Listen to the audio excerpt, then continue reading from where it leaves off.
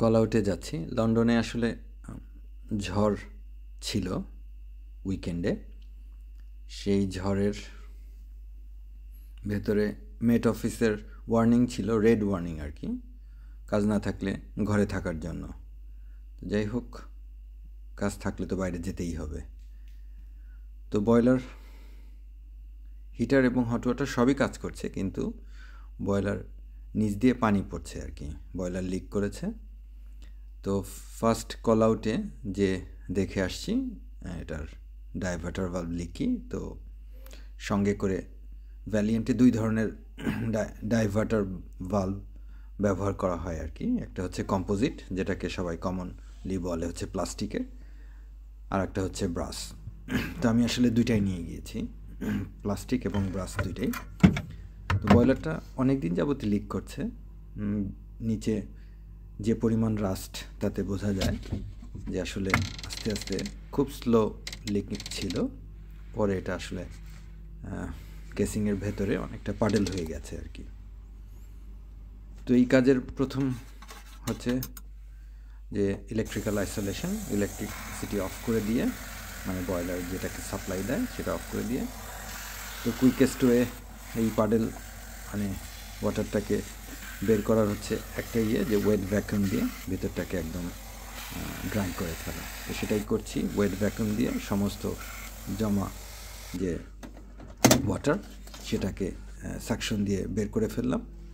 এরপরে মানে diverter valve খুলতে হলে অবশ্যই বয়লারটাকে আইসোলেট করতে হয়, হট এবং কোল্ড প্লাস ফ্লো রিটার্ন, মানে পুরো সার্কিটটা ড্রেন করলে মানে এই কাজটা আরও দেরি হয় আর কি। দেরি হয় মানে হচ্ছে যে সব কিছু করার পরে আবার সিস্টেমটাকে ফিল করে ব্লিড করতে হয়, অনেক ধরনের সময় নষ্ট আর কি তখন। এই কারণে লোকালি শুধু বয়লারটাকে ফ্লো এবং রিটার্ন এবং কোল্ড মেইন যেটা, সেটাকে অফ করে দেয়া।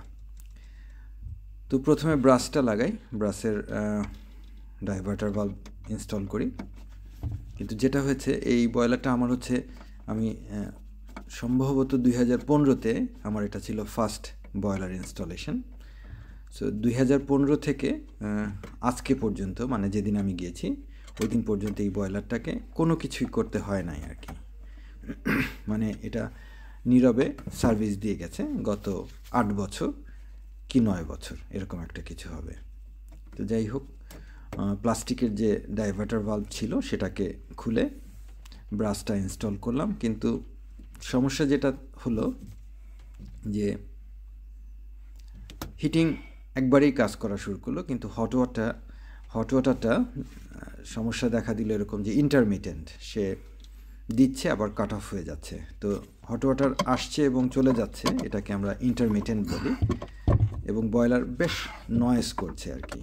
তো এগুলোতে বোঝা যায় আর কি যে ব্লকেজ আর কি সিস্টেমে, মানে বয়লারটার ভেতরে অনেক ব্লকেজ আছে আর কি, লাইম স্কেল প্লাস অন্যান্য যা যা হয় আর কি।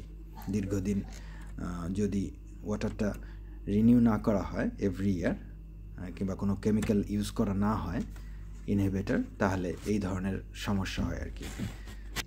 তো ব্রাশ ডাইভার্টার ভালভ লাগানোর পরেও অনেক চেষ্টার পরেও দেখা যাচ্ছে হট ওয়াটারটা কনস্ট্যান্ট আসে না আর কি, সে দিচ্ছে এবং বন্ধ হয়ে যাচ্ছে, দিচ্ছে এবং বন্ধ হয়ে যাচ্ছে। তো স্বাভাবিকভাবে যেটা হয় আর কি, অভিজ্ঞতার আলোকে, যে অনেক সময় ব্র্যান্ড নিউ কম্পোনেন্টও ঠিকঠাক মতো কাজ করে না আর কি। তো সেই জায়গা থেকেই আমি ওটাকে আবার রিপ্লেস করে কম্পোজিটে চলে গেলাম আর কি।